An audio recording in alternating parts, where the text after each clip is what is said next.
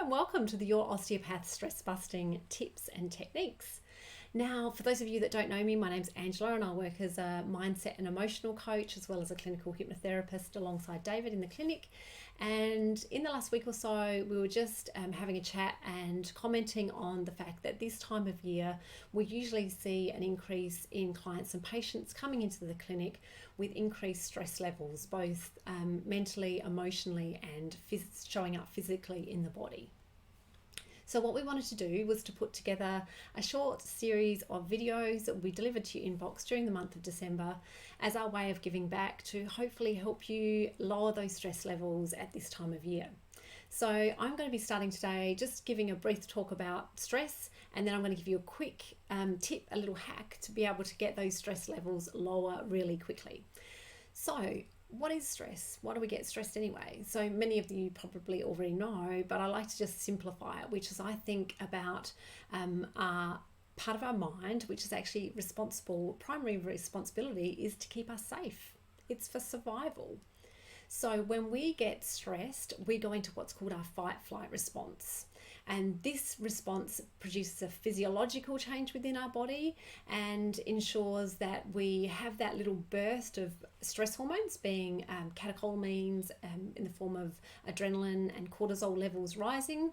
It physiologically changes so that we get about 300% more blood going to our arms and legs, and it moves away from things like digestion, reproduction, things like that. It's just not needed at a time where you're trying to keep yourself safe if you're really fighting a lion, for example.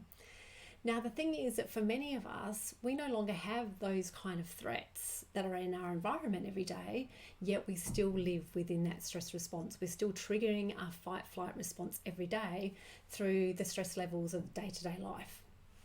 So what I want to be able to do is to be able to give you a quick tip to be able to lower that quite quickly. So if you think about it, if we're really under threat and we have a lion or something scary coming at us that's a real threat in our lives, the first thing we usually do is when we're frightened is we take a deep breath in really quickly. And when we do that and when we are stressed, we change our breathing, and it's usually more of a shallow breath. Now, a really interesting thing when I was speaking to David about this yesterday was he let me know that when we breathe in this way, this shallow breathing actually causes about 21 more muscles to be used than what we'd normally use, which also causes then a lot of tension in the way that we carry ourselves in our upper body. So then you've got to think you're going to start to get, changes in your neck muscles and up into your shoulders, which can then bring on things like headaches and a lot of upper tension in this part of your body. So what can we do? In those moments where you start to feel that stress response come on, one of the best things to do is to sigh. And so it's just like and the reason is because that's the opposite to what you would be doing if you were really stressed in that moment. Something was really threatening you. You take a big breath in and you would change your breathing. So you're going to sigh to start with. And then the next thing that you're going to do is you're going to do a particular kind of breathing, which is exhaling out for longer than you breathe in.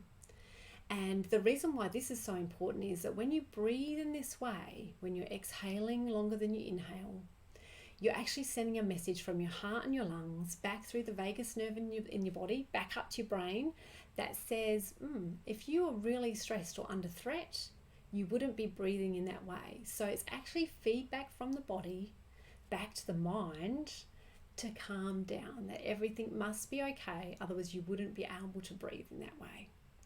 So I'll just take you through it. So what you're going to be doing is taking a breath in for say 4 and then out for 8, or in for 3, out for 6. For those of you who find it hard to breathe in for 2, out for 4, we'll do the same thing.